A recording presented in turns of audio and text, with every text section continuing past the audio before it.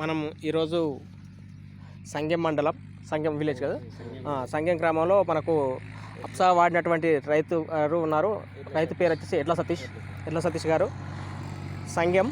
ఒకసారి వాళ్ళ అభిప్రాయం ఏందో కనుక్కుందాము. అప్సా వాడినటువంటి పరిస్థితులలో వాళ్ళకు ఎలాంటి మార్పులు కనబడుతున్నాయి పంటలో, వాళ్ళ విలువైన సమాచారం తెలుసుకునే ప్రయత్నం. నమస్కారం సతీష్ గారు. నమస్కారం అండి. సార్, ఒకసారి మీరు మీ పేరు, మీ ప్రాంతం ఏదో చర్చ చేస్తారా? నా పేరు ఎడ్ల సతీష్. ఓకే. మా ప్రాంతం వచ్చేసి సంగెం మండలం విలేజ్ శివార్లోనే. ఓకే. గత సంవత్సరం వాడలేదు, ఈ సంవత్సరమే కొత్తగా నేను అప్సా తీసుకున్నాను. ఓకే.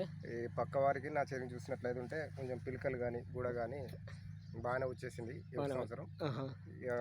దీని వాడకాన్ని పట్టేసి నేను కూడా పక్క రైతులకు కూడా ఇన్ఫార్మ్ చేస్తాను. మీరైతే రియలైజ్ అయ్యారా?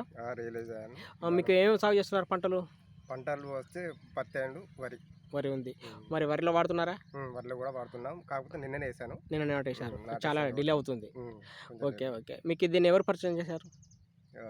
వీరన్న గారు. నమస్తే అన్న. ఒకసారి ఇద్దరు పట్టుకొని ఒకసారి మాట్లాడి ఎక్స్ప్లెయిన్ తనకి ఏం చెప్పారు, ఇది ఎందుకు వాడుకోమన్నారు? పత్తికి గ్రోతింగ్ కొరకు వేసిన మందులు చెట్టుకు త్వరగా ఇవ్వడానికి. ఓకే. స్ప్రే చేసినా కానీ చెట్టుకు ఎక్కువ కాలం నిలవకుండా దాని కొరకు ఇచ్చేసాము. చెప్పడం వల్ల. మీది ఎక్కడ అండి? మాది షాపూర్ విలేజ్. మీరు అగ్రికల్చర్ బ్యాకేనా? అగ్రికల్చరే. మాకు 2 ఎకరాల పొలం ఉంది. ఓకే. పొలంలో వాడాం ఫస్ట్, తర్వాత మా ఫ్రెండ్కి పత్తిలో వాడిచ్చాము, ఆ తర్వాత మా సతీష్కి చెప్పుకోవడం జరిగింది. ఓకే. సతీష్ గారు, మీరైతే సాటిస్ఫాక్షన్? సాటిస్ఫాక్షన్. ఓకే. ఓకే.